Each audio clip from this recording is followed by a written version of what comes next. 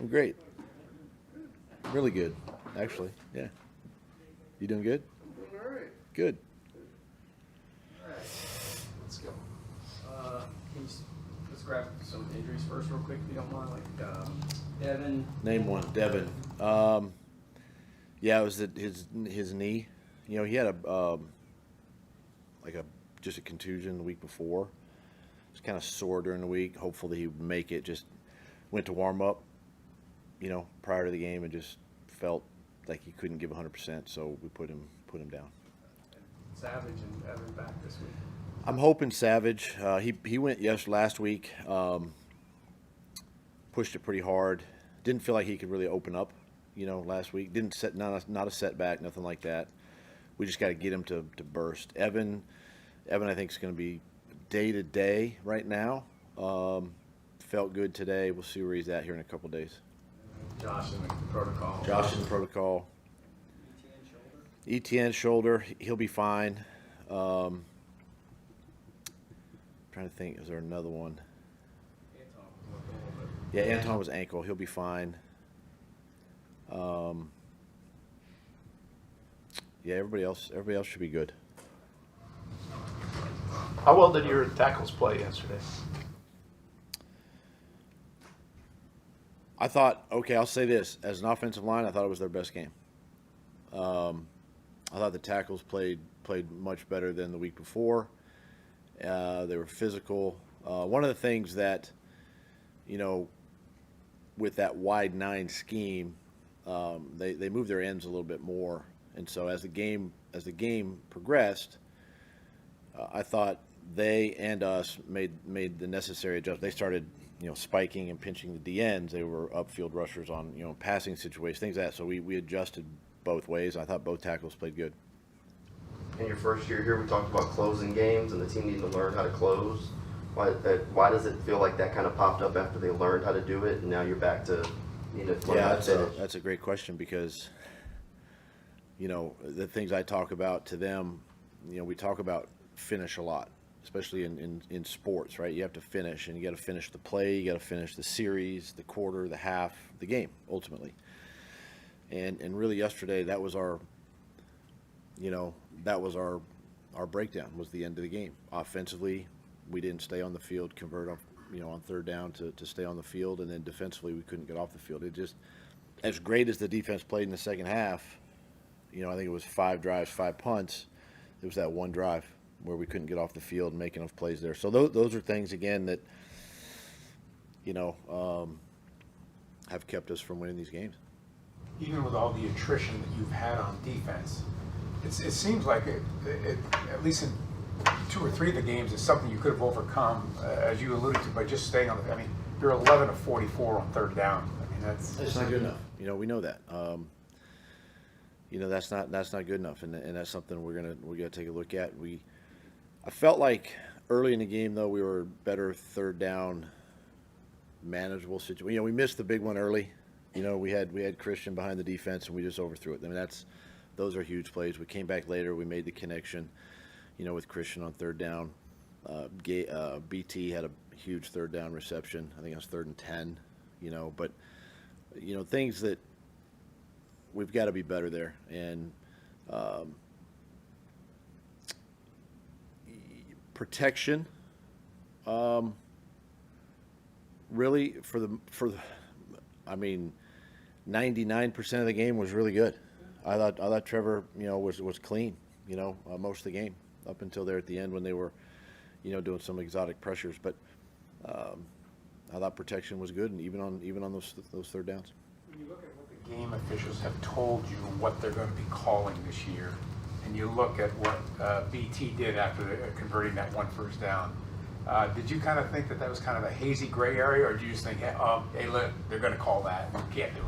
Yeah, I mean, we've shown our players the different, gestures and things that they can't do after big plays, after sacks, things like that. So our guys, they know. Listen, yes, we're aware. I just,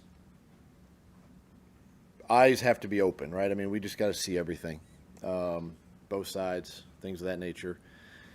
But we can't do that. Bottom line, we can't do that. And fortunately, I mean, I think that was the drive too. Did we end up punting the ball on that drive? I think. Yeah. So big completion, you know, setback. We didn't overcome it. So those are things that we just can't do. Doug, on the subject of Brian, is the game slowing down for him? Do you see improvement every week? Yes. Each week, you know, we challenge him as a staff. We challenge him more and more on his plate. I think you're seeing obviously the type of receiver that he is, and why we drafted him. You know, and he's such a competitor. I love that about him. You know, the way he competes out there, and he plays hard. He plays fast. He'll go in there and block a safety if he has to. Nice job on the around yesterday. You know, so he's very capable, and we're going to continue to, you know, keep throwing the ball his way. And on that run, you know, did you like the patience he exhibited by not really going gangbusters around there and having some vision? Yeah, I mean, he had, when you look at his college film, he had some arounds and reverses and things like that, and you just don't know. You know, sometimes he's just the fastest guy on the field, right? So he just outruns the defense. Well, here you can't. And what I've seen a couple times we've done this now is how patient he is. You know, I know Brenton was out there, and I think we had it was Ton or one of the linemen out in front. He does a nice job. Does a nice job in space, and you know, he's patient. Doug, what can you guys do out of the gates defensively a little bit better? And I think it's 12 drives the last 3 games and 11 scores in the first half. Is there something you guys can do to force the issue? Is it during the week stuff? You know, I think, you know, when you go back to the Buffalo game, a lot of that too was the ball out fast, a lot of quick passes. So you're not affecting the quarterback, and then they affected our defense by movement, right? I mean, that was the way that they attacked us, you know, in Buffalo, and they go down and score. You know, obviously our start yesterday, you know, yeah, we punt, but we get the turnover, we score, we're up 7. But, you know, we've got to find a way. I mean, I know you're trying to settle in as coaches and players. You're trying to see how the offense is going to, you know, attack you, what they're trying to do, kind of see their game plan a little bit. But, you know, again, if you get them in third down, you know, we've got to either affect the quarterback somehow, which I think as the game wore on, we did a better job of that. We just didn't get them on the ground, you know. But something, you know, I know Ryan is looking at it and trying to figure out why, you know. But we've got to be better there too. Do you have any concerns about how the locker room is handling the adversity, Doug? And if you do, is it your philosophy to get more involved or to back off a little bit and let them handle it themselves? I think the locker room is, having been with them today, I mean, they're disappointed like I am. They're frustrated like I am. And it's our job as coaches is that we have to point out the good and the bad, right? That's why we watch tape, and that's why we make the corrections so that we can, you know, help the players be better players, you know, on Sundays. And things just aren't carrying over from practice to the games, and that's been our, you know, Achilles heel these first obviously month of the season. So yes, they're disappointed and frustrated. But no, from the standpoint of are they turning and going in the other direction? Talked to several of them today. I mean, they see it just like we see it. I mean, it's one of the things that I'll always do with the players is one that I'm always going to have their back and always going to be up front with them. So, you know, I have to support them, and at the same time, I got to show them. It's easy for us as coaches to criticize the negative, even as reporters. It's easy to criticize the negative, right? It's hard to find the positive when things are bad. I mean, just kind of human nature. I personally try to find the good in everything, because if I don't, then I'm always the Debbie Downer. I'm always the negative one, and I don't want to be the negative one. I will still hold them accountable. I will still hold my coaches accountable. I'll hold myself accountable. But at the same time, I better come Wednesday make them feel like they could run through that wall, right? That's my job. That's part of my job. So I don't necessarily back away. I don't necessarily have to raise my voice and yell and scream.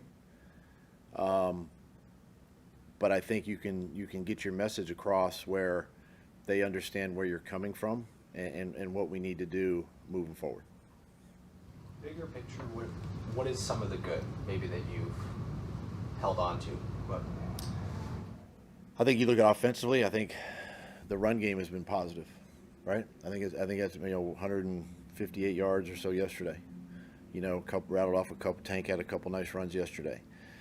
I do like the fact, even though we may not be connecting on everything, I do like the fact that we are getting guys open down the field. Our explosive passes. We obviously we missed our fair share yesterday, and it hurt us. But getting BT open down the field and Christian yesterday, and we had Gabe a couple times these last couple of weeks. I mean, that stuff is very positive. Now, do we have to improve pitch and catch better? Yes, we do. Defensively, I think with the amount of young players that are playing, you're not seeing a ton of first progression, wide open, quarterback, put my foot in the ground, throw it to the open guy. It's usually the quarterback has to move or get to a second and third guy.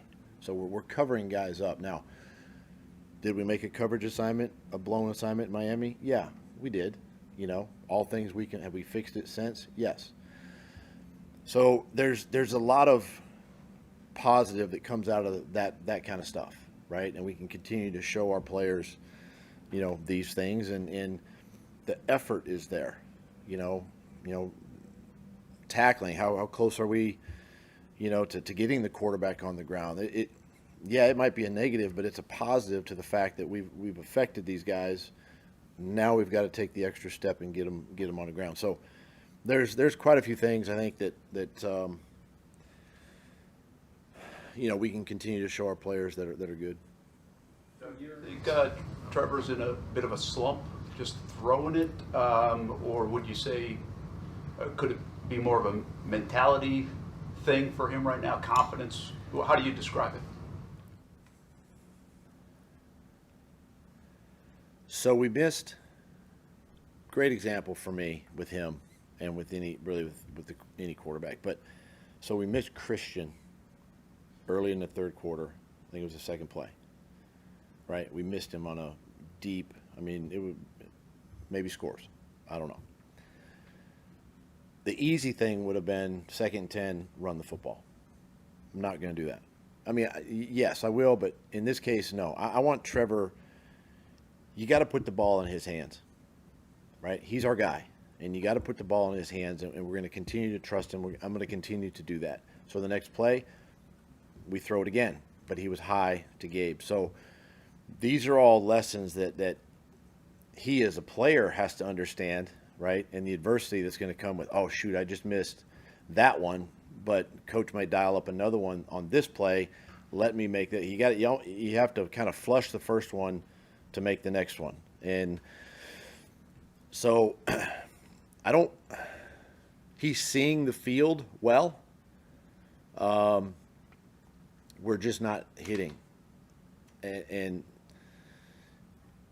as coaches, those are plays we just have to make. And he would stand up here and tell you the same thing. So I don't think I'm speaking out of turn, right? When I say that he knows he's got to make those throws. Those are NFL big time throws. And so we just got to keep working. He does it in practice during the week. He works with those guys when special teams are going or defense is going. And yeah, I think the more we keep working at it, better chances of hitting them in the future. Let me piggyback on that for a second. Those 2 plays, the next one was 3rd and 10, I think, and he delivered a rifle to Brian, I And believe. the third one was 3rd and 10 to Brian. Yeah. So what does that tell you about his ability to, where he's at in flushing and all the things? Yeah, I think that's a great example of just how, you put the ball in his hands 3 plays in a row, and how he can flush the first 2 and come back and deliver a strike on 3rd and 10 with guys around his legs. I mean, that's obviously, if you probably take just those 3 plays, that's sometimes playing quarterback in the NFL. Yeah, you want to hit the first 2 or at least hit the first one, but you stand in there on 3rd down knowing you're possibly going to take a shot and you deliver that pass. When it doesn't translate from the practice field to the game field on Sundays, like how do you, I don't know how you fix that. Like how do you feel like if it's done correctly during the week and it's not done on Sunday, like what more can you do as coaches to kind of make sure that it does, is I guess what I'm asking. I think a great example to that point, glad you brought this up. Did you watch the President's Cup? Okay. I believe it was Friday afternoon, and Scheffler and Henley, I think it was, right? They were coming down 18, and the galleries had started to kind of amass themselves on Friday, and they were following this group. I think they were one of the last groups to play on Friday, right? And they either could tie the hole or maybe win the hole, whatever, for half point or a tie.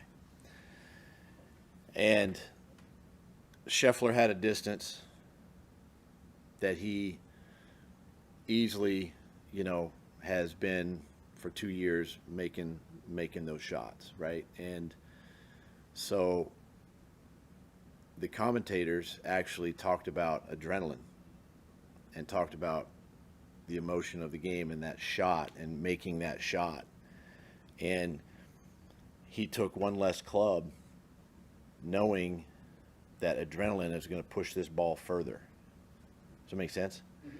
So in Trevor's case, sometimes adrenaline takes over and the excitement of the game, and I see it, and I took one club too long, right? So to that point, I guess, I mean, sometimes the emotion of the game, feeling the game, the adrenaline of the game, those are things. And I'm not a sports psychologist. Sometimes I feel like I have to be, but I'm not. And I think we got to somehow get all of that. Just to, if you want to translate it, hey, just calm down, take a deep breath, inhale, exhale, relax. Try to control the brain a little bit, if that makes sense, to be able to see it, deliver it, make the throw, just like Scheffler did, and he hit it to 25 feet, on 18. So. I think it applies to everybody. It applies to coaches. It applies to players. In those types of moments like that, every moment is big. You never know when that opportunity to make that important play is going to come in a football game. That's why every play is important. And being able to control, and that's what we talk about, right? Control your emotions. That's part of that. I don't know if that makes sense or not, but. Thanks, Coach. All right. Thanks, Golf Channel.